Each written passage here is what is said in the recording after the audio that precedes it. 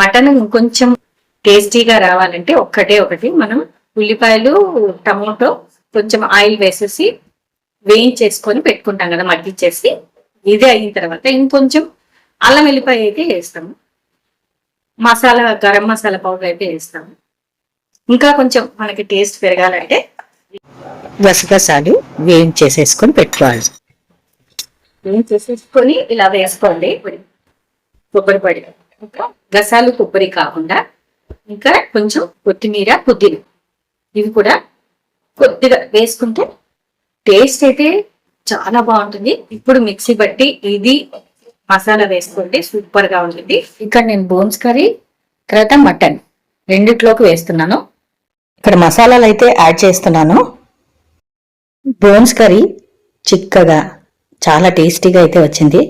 ఇక mutton curry కూడా చూస్తున్నారు కదా, మరి కామెంట్ అయితే పెట్టండి.